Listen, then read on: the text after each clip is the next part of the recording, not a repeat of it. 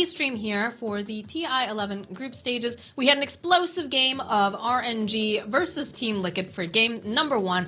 I feel like we got so many of those big team fight ultimates that everybody loves to watch. And then we had a Rubik on top of that, so you got even more of the amount, right? Because we had refreshers, we had refresh shards, we had Rubiks, we had all the steals possible. I'm excited for game number 2. Waga, what do you think?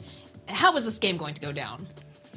I mean, this is pretty much, it was funny how we said it early in the draft that, you know, overwhelming Rubik with a lot of good spells, and that's truly the story of this game. Like, breaking down almost every single fight, it was just so difficult to pick and choose what you were gonna do. But yeah, that was a loss for RNG there in the first game, but they fought really hard. I would say the bigger loss in this game was probably for Roshan. He got bullied so many times there. It felt like RNG were in a good spot up until that Roshan steal by Matumba Man. When he went in and took the Aegis there, I think that was like a turning point to this game. So after I said that Mickey is the MVP of the game, I still believe that, but it just goes to show how instrumental like everyone was in Liquid here. They all played a part in making this first game be a win. Yeah, in that situation, like you said during the game, it was a really good series of button pushing too, right? Realizing, okay, he's gonna jump in, he's gotta already have, you know, the purge ready, and then follow up with the BKB or the Shadow Dance or whatever. Like he knew exactly what do I need to do. I will say though, over on the side of RNG, a good read, or not even a read, right? Because I think they picked this up earlier before the Slark got shown, but having Chalice on something that has a ground-targeted stun did change a lot of those fights, because otherwise I think Matu would have had an even better game with the way that he was playing. Just, again, as you called it, fishing back and forth. I caught that pun, by the way.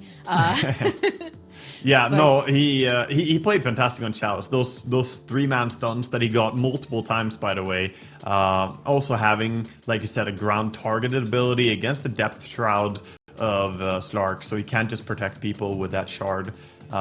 He was also playing a really good part, and I think Chalice overall played a good game, but he wasn't playing a damage dealing core hero, and if you only have 2 damage dealing cores and you're against RP, you're against SF ulti, you're against the black hole, then it can be easy to lock down those. And I should mention even Tusk, right? Once Tusk has the punch with his blink in, you have a lot of things to control this poor Ursa, and he got kited very hard. Yeah, definitely had a couple of those fights where they really were pushing the limits on both their heroes. You saw where the Ursa jumped in or perhaps got jumped upon, and he starts to get very, very low, does have the Satanic, but they move. They just move apart, they start kiting him, so he can't get that full benefit. And it just really ended up looking very nice for the side of Liquid. Yeah, I mean, I've grown used to it after watching them now for a little bit, that their early game can sometimes look a bit shaky, a bit wobbly, and then they solidify over time when they add more items. They also are a good team at recognizing, okay, we can hit a similar power spike where everyone sort of, they had one point in this game where 4 key items were completed within like 1.5 minutes of each other. And that was just a crucial point. There was like Vladimir's Blink Daggers and BKB completing at the same time. It's like, okay, now we go. And then they turned the game from looking very difficult to looking more manageable. Now my question to you, and I mentioned this during the break, is how calculated was it that you saw this Rubik get picked up to the side of RNG? They already have the Enigma on the side of Liquid. Then they end up picking a Magnus into the Rubik. Do you think this was a forehead play, like sort of thing, where you're just like, oh man, let's give him too many options, so that way he can't decide and will just overwhelm? Or was this just a series of just playing quite well? I think it was intentional for sure. The worst case scenario is that you have one huge ulti that Rubik can steal and it's a black hole, because then you'll never see the black hole. Like, you're not going to get to use it unless you kill Rubik first. Never see Liquid after game 1. Should be pretty happy. Nice to see Jerax as well there with the boys. Yeah, they look focused, but they also look very calm. They look pretty relaxed too after that game, so in a good spot, it seems, for the side of the Liquid. Because again, this is TI. This is the big time. This is where a lot of that stress comes in. And the first series for a lot of teams is the one that they're most stressed out about. Yeah, for sure. And it also could, you know, it's only game 1 that we saw so far, but it could be a little bit what we said early, that Liquid are coming in with this momentum, right? They have been playing games with high intensity, like important games recently, whereas RNG, they have been in that little bit of a we're only playing scrims slump where it's been a little while since their last official and now losing the first one. They need to get back on the track, get back in control. Not saying they played poorly though. They played fantastic in game 1 as well. Let's see now here RNG. Somnus looking a little sleepy over there, but otherwise pretty focused. Looks like they had themselves a lunch or something like that. I forget what time it is over there. I think it's about like noon. So yeah, it's about lunchtime, I guess, for them. So it's nice and early here, 6 a.m. in Sweden. We see Team Liquid going with the first pick Clockwork here in game 2. We also saw a little bit of adjustments to the bans. As Liquid themselves ban out the Enigma. I've said this before, didn't I? When we cast Liquid, I've said it. They do this all the time. They play something, win with it, and they ban it in the next game. I've seen Liquid do this like 5 times. This is a habit they have where they want to use something they think is OP and then not allow the opponents to respond with the same thing next game. Has anyone ever interviewed them and asked them about like the mentality behind that? I mean, I've never seen that question posed to them, but this is a concept that is used in competitive Dota quite frequently and has been for a long time, of course. But Liquid are the biggest repeat offenders I see to this, like use something OP and then ban it themselves. It's really funny actually to watch, and it's super annoying to play against. If you're on RNG, yes, okay, you're not gonna get Enigma'd again. That's not gonna happen. But you also cannot use the same tool against Liquid, and they have something else prepared. Liquid always prepare multiple strategies. Even in a best of 2, they have like 2 strategies they go in with, usually not just the same draft twice. And we're seeing some respect here, and also just a snap up, right? You see that the SF has been picked up by RNG. I don't think you want that slipping back into the hands of Mickey after that amazing game number 1. And they're doing something a little different this time. They're opting to pick up the Snapfire, which gives them some nice team fight, gives them a little bit of lockdown, and of course, if anything gets picked up where you need to rapidly hit it, the little shredder is, of course, your spell right there.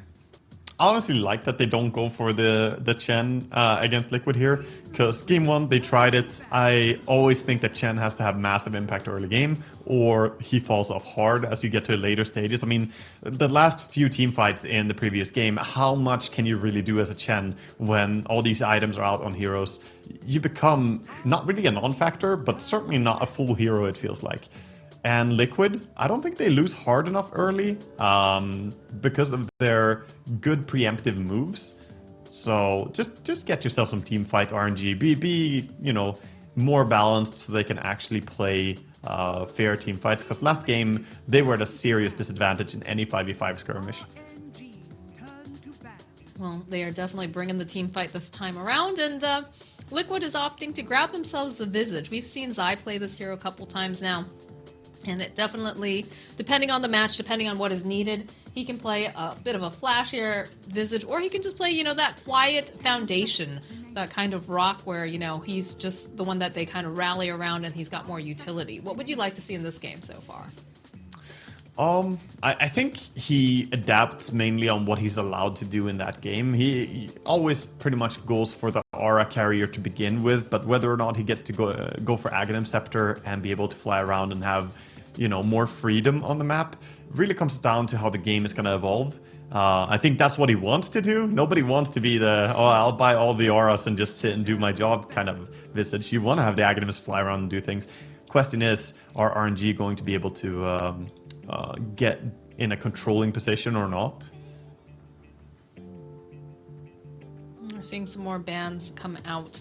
No Sniper, that is something that Liquid has been running recently on Matumba Man. And the Bat Rider, just one of those heroes that never fun to play against, with that sticky napalm like during the laning phase, and then also having the ability to use the lasso, the BKB piercing magic immunity sort of grab. Don't want to have that on the table. Yeah, I like what I'm seeing from Liquids in the draft here.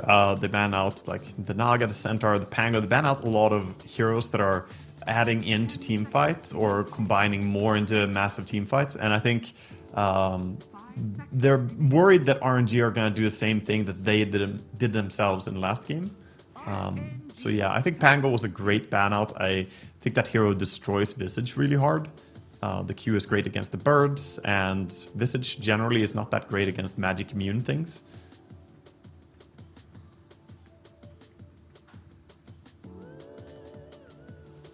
Seems like there's a lot of deliberation going on currently, trying to figure out what is the next hero that we'd like to pick up for the side here of RNG, and Liquid also trying to decide, how do they want to shape up this draft, because things are fairly open currently. Same thing for RNG, the fact that SF could be a mid, could be a safe lane, and they pick up a Tiny, and again, that is another versatile hero. Right now, all three heroes on the side of RNG, very versatile, that you can move around to different positions, which will keep Liquid guessing. Yeah, it keeps it a little bit flexible. It's also pretty straightforward in its execution. You get stuns again. I like the idea of having multiple damage instances against the Visage as well. You can come in with, the tree grab, the Avatos combo. It all kills off the cloak very fast. When you're against Visage, it's hard to kill him if you don't have fast damage instances overall. I would like to see perhaps maybe some more vision coming out for the side of RNG. Oh, they pick up the Queen of Pain for themselves. See a repeat for take the it, flip it on its head. Yeah, this is exciting. I mean, mentioned it before even the first game started that both these teams have mid players who are fantastic at Queen of Pain. I would say for Mike, in my opinion, it's his #1 hero. It's the hero that I actually think he shines on the most. And we also saw Soniqs played very well in last game. So fun for the mid players to get to play the same matchup, only mirrored this time, and you get to be on the other side. Last game we did see Soniqs, Queen of Pain getting the edge over Mickey on his Shadow Fiend, but can Soniqs get ahead on SF as well? We'll see. Ooh, alright, I see what you got here. We have ourselves a Broodmother pickup for the side of RNG. Granted, there is some pretty decent ways of being able to handle some of these spiderlings that will be appearing, but definitely going to be scary for some of these squishier heroes if she ends up getting that Orchid and chasing them down. Yeah, they're probably pretty happy that they picked Disruptor right now on Team Liquid, because it is one of the nicer heroes to have against Broodmother. You can glimpse her back if she ever tries to run away. Thunderstrike also great for keeping vision on her. They also have other tools of vision, like you probably alluded to with the Clockwork, of course, but there's a double edge in Clockwork against Brood that is a bit rough. You don't really lock down Brood, she can just walk out of your cogs, and you also don't do damage if she has her spiderlings nearby. They can tank up the battery assault. So while Clock is good against Brood, Brood is also good against Clock to a degree. I love seeing these sort of like mini metas that start to appear between teams. Especially when you get to this level, they really do a lot of adjustment and have some creative ways to try to counter one another. Yeah, I really like how RNG are coming into this draft. I think what they have built here looks very annoying to play against. Probably just because Brood is on the lineup. I mean, anytime I see Brood in a draft, that looks annoying to play against. That is my instinctive thought. But I think the Brood is a good matchup against Visage as well. Not that they're necessarily expecting them to lane against each other, but gameplay-wise later, Visage getting overrun by a bunch of spiders doesn't have the best survivability against that. I'm still trying to figure out exactly how this laning is going to be for the side of RNG. Do you assume, I mean, we're seeing that mids are being banned out currently, so I'm assuming that this SF is going to be in the position 1 seat. Perhaps Snapfire as the 5, Tiny 4, and then, the Brood as a 3. Does that make the most sense? Yeah, I agree. I definitely think it's quite likely. I wouldn't put it past them to still put that mirror matchup on mid, but it is likely that we're going to see a carry SF. I guess Visage, would he pair up well? I'm thinking... thinking you probably have the luxury here as RNG to put it wherever you fancy, honestly. Both matchups are fine.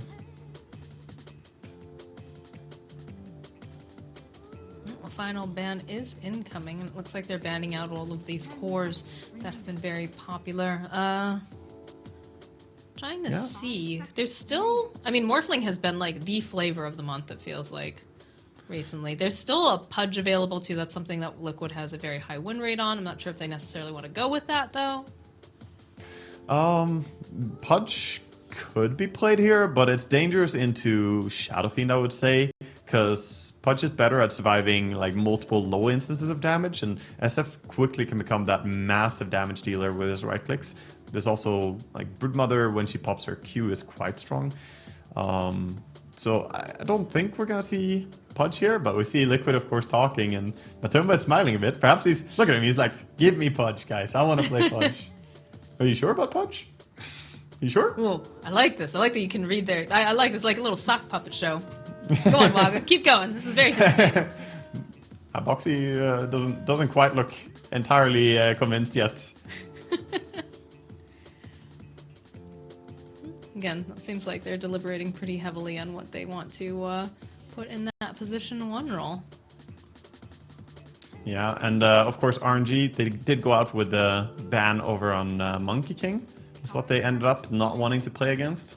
That makes me think a little bit that they want to run mid SF though if they ban out the Monkey King. Because it just feels like it could be a reason why. But yeah, it's gonna be Legion. So okay, Team Liquid add. Wow, that's crazy. They're actually going Legion here. Okay, the smile's coming out. Blitz is like, okay, guys, this is not what we prepared. Now we know why Boxy was like, are you sure about that? Yep. That was Matumba going like, I can play Carry Legion, guys. It's great. It's Carry Legion. She hits hard. She has, W and E. Those are right click abilities. This is like, okay, whatever. Fuck it. I'm out. You guys are on your own. Oh my goodness. Yeah, so they'll end up going for the Ursa again on the side of RNG, but it is the Matumba man, Legion Commander, that's going out there, and does provide some nice solutions for what the Broodmother will be bringing to the table. It gives you some more wave clear, it gives you ways of locking things down, it gives you some heal, which is also very, very important, and that soft dispel, so... Yeah. Not the traditional choice, but, seems to work. I think they also used their flexibility of the SF to the very end here. Adding the Ursa was an intelligent way of countering the Legion Commander here. So Legion pretty much never wants to duel an Ursa. It's high up on the list of heroes that you don't want to duel. It's like PA and, Faces Void, Ursa. Some of these heroes are just very dangerous to duel because if they get dual damage, it's terrible. And they're also hard to bring down for a Legion. So this was... RNG keeping their lineup open and then rounding it out finally with a good matchup in the carry-to-carry department. And like I said, I'm excited for the mid-mirror match from last game. I'm curious how it's going to work out with this Ursa, right? Because you've got multiple ways of kiting again, right? You've got a Queen of Pain, you've got a Visage, and then of course you've got a Clockwork. And Clockwork is very good at being able to separate these fights using those power cogs and then just kind of force staffing his way out or what have you. How concerned should they be about that? I think maybe some concern, but generally once the Ursa gets that Diffusal Blade early on, it's quite hard for a lot of heroes to get away from it. You might, of course, save by keeping the Glimpse ready or keeping out with the Kinetic Field, but I think Ursa will still be quite difficult to stop once he gets his items, but... The main important thing for him is probably that it's just a comfortable carry-to-carry matchup, and then the rest you'll deal with it as it goes. If they use Glimpse to bring back their Ursa or like kite him, then at least they're not using Glimpse to catch someone else. So which draft are you favoring here? Now that we see where everybody has picked up and moved to their lanes. I'm all for dumb shit, so I'm down with the carry Legion here. Let's go Liquid. This is certainly one way to approach the draft. I did not expect to see a carry Legion in Game 2 of the group stage at TI. We talked about what meta we're gonna see at TI. What are we gonna have? I don't think carry Legion is going to be the norm. But it's an exciting, creative way to counter the Broodmother here. All right, well, smoke on both sides as they are going to walk into each other. They drop the ward to get a little bit of vision over on RNG. And they feel a bit shy here as they'll open up with the battery assault on Boxy. Just tosses him away. Just get out of here. Yeah, not gonna be able to catch anything really here, but it seems like RNG are probably gonna have to back away. There's a lot of heroes from Liquid still here, so they're trying to take 2 runes top. I assume it'll be a mostly even split in terms of runes, although some of this is just kind of camped out here, and no one's really moving towards that top rune currently.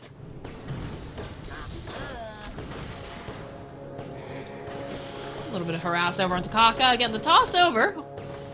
The rest of the team, but Boxy is going to walk away. They are challenging it now, realizing that they don't have all the heroes here.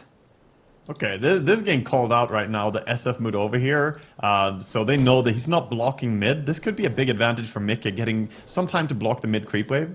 We see the heroes just chasing each other, but no real way to kill each other anymore. So Mika gets some time to block. He's going to have the lane in a favorable position as the lane starts out here. This is a situation where you just want to clear up the creeps pretty quickly and get the level advantage. Oh, he's landing a lot of these races though, bro, Mika. That's the problem. You got too close to the creeps, and you don't want to let those races stack up too much. As we start out with a tri-lane here by RNG, by the way, on bottom lane. They're, both teams are tri-laning and leaving the 1v1 of Brood versus Legion. So, which one is more threatening here? Because obviously, whenever you have the... ends up losing that carrier for Boxy. But whenever you have these aggro tries, you're obviously usually looking to get some kills and just keep the core away from the creeps as much as possible. I think Liquid's tri-lane looks stronger at landing kills, and RNG's doesn't look like it has very clear ways of harassing, since they have this Tiny who's very all or nothing. Either he gets in and gets tossed back, or he doesn't. But over on the side of Liquid, they can use the battery assault to harass, and of course the disruptor with Static Storm, or Static Storm. He would love that. Thunderstrike. That would be great. This early, my goodness. Yeah, so I think the lane advantage is in Liquid's favor here. Okay.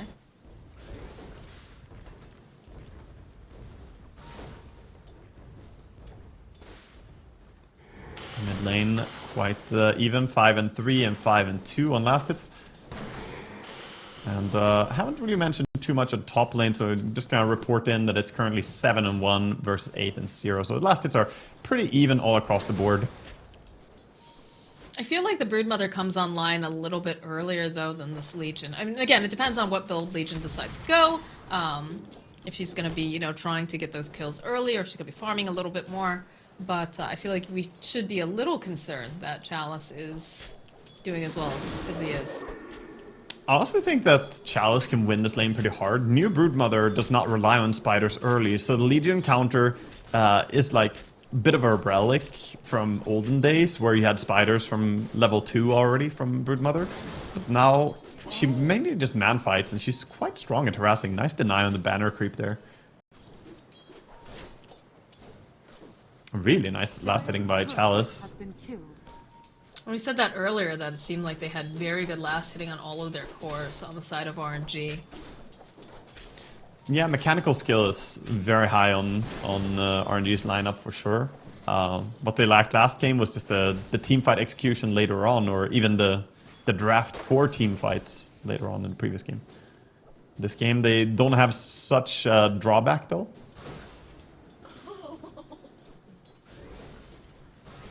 So right now it's fairly quiet. Which lane is going to be the one that tries to go for these moves first? Is it going to just be, you know, Queen of Pain when she gets some sort of like action rune, or just all eyes on this bottom lane here? Like, bottom lane is where we should see something happen, but top lane also. Yeah, chasing after Zai, and they're doing a decent amount. Nice little glimpse play, but the cookie hop with Kaka. And be able to continue to keep that vision. One more hit, and that is the first blood in the bottom lane. Yeah, we also kept our eyes on top there, the man fight between the Broodmother and Legion, both trading. But yeah, like you said, they do bring down the Visage. Zai got a little bit too close there, and they did connect. I said they were all or nothing in their kills, but they did manage to get close enough. Now they move top. This is interesting because they did send Insania up. Matu trying to man fight against Chalice, but he's not going to be able to do that. As now Insania is looking a little like a snack here for Chalice, but he is sitting a little bit low, so it's going to respect that he has just not got the HP right now to chase after him and doesn't have the spells up. That could be really bad. This is a last pick Legion commander. You picked it knowing that you wanted to lane it against the Broodmother. You wanted to pair it up probably. And losing that matchup can be really detrimental to their draft. Of course, it's just one death, but the advantage is going Broodmother's way. The mid lane in terms we talk. Oh, okay. All right. That's very, very aggressive Chalice. Thought that he could do a little bit more bullying there, but is backing off. We talked about mechanical skill. This mid lane right now is 24 and 13 on Sumnus and 15 and 5 on Mickey. Yeah, this is what I was expecting to happen, honestly, because last game he managed to win pretty hard against SF with his queen, and that's not an easy matchup to play. And now he's getting ahead as SF as well. I mean, Sumnus is just a beast of a mid laner, he really is. So it's a treat to get to watch him play here. Yeah, trying to make some they also moves, respect it. They do very much, because they've sent 3 people to this mid lane to try to put some pressure on Sumnus. Kaka, though, will immediately teleport over and protect his Shadow Fiend. I like that the moment he TP's in, they already know it's not going to work, so you have to just bail on it. So one TP just stops 2 heroes rotation like that. They do get a deep ward behind the tier 1 tower mid over on the side of Liquid, so they drop some vision there. Maybe they can use that to try and catch the SF out or know when people are TPing in. That is a value play. Oh man, poor X-Nova. He's getting harassed by Boxy. We'll be able to go get the dial in the bounty room while this is happening, but Mickey grabbing up the invis. Could see him potentially make some sort of rotation with that, if wanted. Yeah, maybe. Not really the rune you would like as a Queen of Pain, but it's at least a bottle refill. Quite likely he's just gonna use it for mana, but perhaps he will take it and TP somewhere. Yeah, Kaka does end up getting spotted. Has a toss down with that Requiem of Souls. Somnus will be able to get a kill on Mickey thanks to the help of his supports. Bottom lane, a little bit of harassment over onto Boxy. That's a clean-up kill here for Ghost, and now X-Nova finding himself Zai. He's gonna open up with the Scatter Blast, has the Cookie Hop, will be able to help Ghost close the gap, and this is just death upon death here in this bottom lane. Ghost has to be so incredibly happy. Oh boy, 5 kills lead now for RNG this time. Last game it was the other way around. Liquid were the ones getting the kills, but now they are struggling in top lane even. Look at Matumba's HP. He's alive for now, but he can't really stay too confident on this lane. The Broodmother does so much damage now with Spiderlings as well. Bottle refill mid. That is an obnoxious ganking combo though, the Tiny and the SF, because Avalanche can catch you from so far away and you just know you can't get out of it. You're gonna get tossed back and you land into the Requiem. It's good timing for sure too on top of all that. So Yeah, you do beautiful. have a Queen of Pain who is pretty elusive if you're not careful with that blink. Have fast fingers. Yeah, it was good timing. It's pretty forgiving though, because you can do it at any point that they're flying through the air. Like the later you do it, the more damage, of course. But fortunately, it's quite forgiving for him. So that gank is very hard to avoid. Atu having a spider infestation problem there in the top lane, but they're gonna group together on the side of RNG, and Boxy gonna try to keep them off the runes here. Sadia though, the cookie needs one more click. There it is. Yeah, probably realizes that there's a high ground ward as well now after that attack that was going up high ground. They should know. And yeah, Chalice is just being obnoxious on his Broodmother. With 2 Wraith Bands, he has so much armor that Legion can't really trade hits with him. I'm not sure how much regen has been ferried out so far for Matumba Man here. A little bit of a glimpse play though over on the mid lane. Kaka is now stuck in the cogs. They'll be able to get these clicks down. Perhaps they can get the kill on Boxy though. Alright, they'll end up losing Kaka, but they toss Boxy down. Couple more clicks here from Somnus. Should be able to finish him off, but Somnus now might need a little bit of help. Cookie coming out from the side of X-Nova, but there's the jump forward from Mickey, realizing that it doesn't matter if you're on the high ground. This Sonic Wave's gonna hit you no matter what. Glimpse back play over onto X-Nova. Another Shadow Dagger, couple of clicks, and they're TPing people in one by one. They might be able to turn this back around, though, with Kaka here. So it's a toss up into the air, but we'll just be able to slow down Mickey for a moment. That toss was definitely not the play. Throwing the clockwork into the Shadow Fiend there ended up kind of griefing him because he got low enough HP that Queen can punish. And if Mika sees a chance to go for a kill on his Queen, he will take that chance. He knows his limits very well. Once this has been going down, Ghost has had just a lot of freedom. And again, we're seeing the 3 cores on the side of RNG with the top net worth again. Granted, this was also the case in game number 1, and then Liquid was just very, very patient and were able to bounce back again. Oh my god, I didn't realize how starved Zai is for levels on bottom. He just now hit level 4. I mean, they did tri-lane, which does hinder your experience gain a little bit in the early game, but he's against a level 7, almost 8 Ursa as a level 4 Visage. He has no rights to even be here. This lane is... he's not allowed at all to get close to the creeps.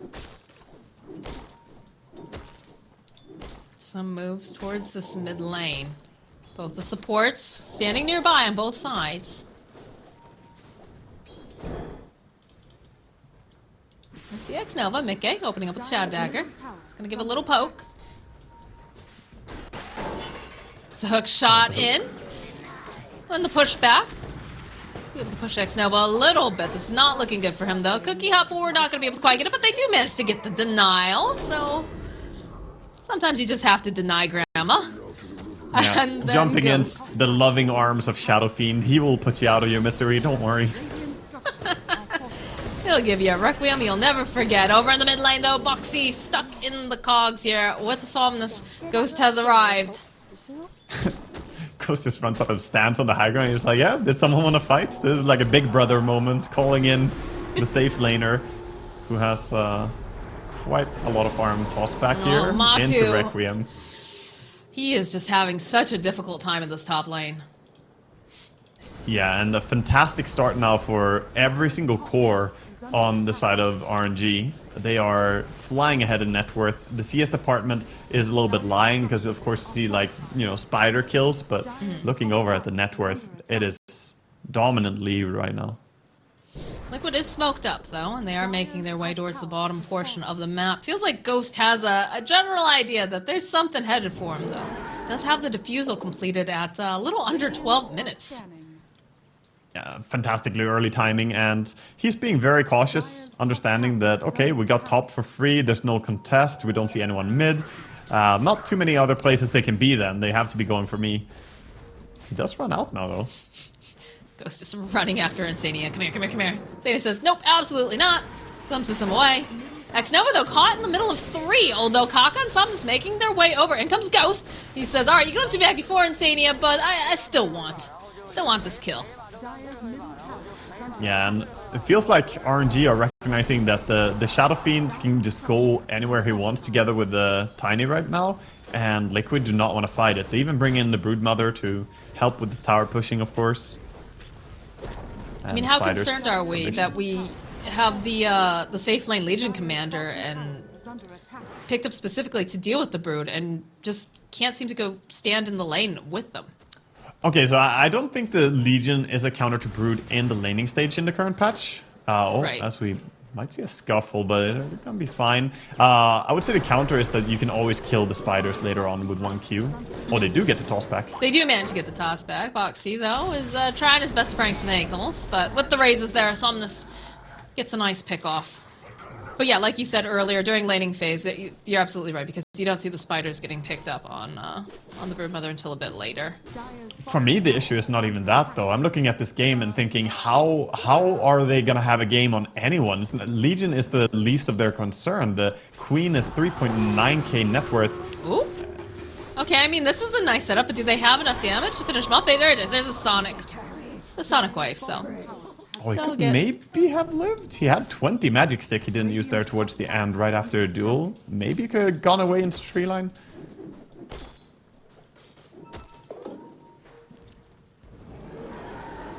Zai is level 5. That is a sad Zai. Yeah, that's exactly the issue in this game. Like, both Queen and Visage are non-existent, and while Legion does her purpose and is fine against the Broodmother, I think they don't have anyone they can fight with right now. Insania and Boxy are like, where are our cores? Who are we gonna fight with? Do you have the armlet completed though now for Legion? So that is the first bigger item completed. But when you look at some of the items that are being built or coming out or completed for the side of RNG, you do get a little worried because there's a blink dagger now in this diffusal Ursa. Yeah, that's when he can really start looking for kills. So he knows Visage is around bottom.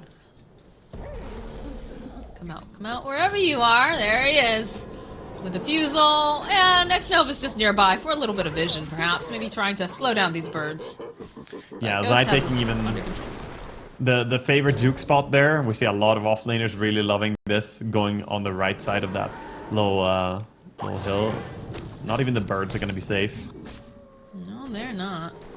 Oh, do you see the courier, though? They're trying to put the moves over. And that was the blink dagger on Ghost, so if they had managed to get that courier snipe, that would have been huge. Smoke immediate. Mickey about to walk into danger. Does he know is the question. No, I don't think he does because that's a lot of lockdown. Hookshot comes in from Box. He was trying to keep him alive, but not gonna manage to do it. The cookie hop jumping here. Ghost gonna be able to just open Boxy like a can. Very nice hits coming out now from the side of RNG. I think he has to have known that they were all down there because they just killed off his Visage right before, but they're getting desperate. Liquid, they don't see what move they can make right now, so he's just trying to perhaps go for those couriers that he's offline back again. He also had vision in that area, so he wanted to get down into the jungle, but right now RNG just getting everything they want. Ooh, that was a nice hit from the Legion, but it's still going to be the Aegis going over onto Somnus, as he's... I think this is a BKB completion. Yeah, it's a complete BKB now. Oh, that's very scary. This is scary timing. Super fast, and he has an entire duration here of the Aegis with BKB, and he also has a DD rune. So, looking for them to put some hurt on the tier 2 towers next. They want Mickey. The avalanche is just too much damage. They blow up Mickey. Yeah, Tiny playing a clean game here too. Kaka been involved in 8 kills here on his Tiny. His rotations with the Avalanche have been really good. It's gotta feel so much more comfortable after that first game of Rubik, where there was so much pressure placed on him to get the perfect spell, the perfect positioning, and the perfect just stay alive in a lot of those fights, because he started getting targeted so much. No, you're right. I mean, perfect was literally the requirement for him if they were going to win that game. And now, I'm not saying he's not playing great here, but he can afford to make a misplay on Tiny, and it won't cost like an entire team fight or an entire game. So definitely a lot of weight off his shoulders as their draft is a bit more rounded. DD rune, half duration for SF. They want to push more. They have the Cardi there, so they might as well for this duration. And see, all right, there's a jump in from Ghost as he sees Mickey. Doesn't quite manage to finish off, but they get the duel off. Ghost taking down. He's going to end up falling. They'll get the kill on Matu, but not before he gets that duel damage first. Kaka tossed back up into the air with the Zai. Gonna see what damage they can put down. They got the avalanche. They'll clean up the Visage. And Chalice, Somnus has just been here, I feel like, the whole time, just hitting. Yeah, he non-stop auto-attacked. He's like, I'm not even gonna bother running to my team. I am the team. I'm gonna push. He had a DD rune. He had no intention of wasting it, so he just kept hitting buildings. And the Rax is gonna fall here. There's no real way for him to stop it. Spiders as well.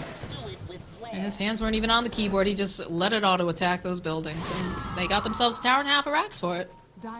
18-minute Rax cracked, and they still have 2 minutes and 40 seconds on the Aegis. We sometimes talk about teams, you know, waiting to go high ground until the end of Aegis. No, they just take a Rax real quick so they can use Aegis to go high ground again. That's how they're gonna play this. Oh, careful, Insania. There are a lot of people running at you, and you only have one glimpse. Chalice. Let's see. Gets the courier snipe here, but we'll start reamassing. And look at the way that that Kaka and Ghost are playing with this positioning. They've got the ward over here on the side so they can keep vision. If anybody gets a little bit too close, they're going to be able to immediately blow them up. But Matu realizing that they're probably playing this angle, sitting on the other side, keeping some space. Yeah, they have the blink, they have the armlets. They can maybe look for a kill here. They have vision. And they're creeping forward, but they don't know what the rest of the team is smoked up behind. All right, they get the jump here immediately over on Sob. This cookie hop over here on the side, though, and the toss back here from Kaka. Beautiful positioning. They'll end up losing Matu. They'll end up losing Insania. And now Kaka here. He's stuck in the cogs from Boxy. He is going to end up dying, but Boxy sinks so very low. He goes jumping onto the back lines. He smells blood in the water. He wants Zai. He's trying to just close the gap. He'll be able to with a little help from Charles. And the hunt is on over after Mickey. They're just chomping away over on this Queen of Pain and just forcing him away. Yeah, dominant play here. I mean, Snapfire was ready. Looked like they could maybe get the Aegis down over on Somnus. They had high ground vision, but of course, RNG are going to play together. They're not going to be foolish to lose their SF to nothing. It was very ambitious, but a nice call, too, to use that smoke.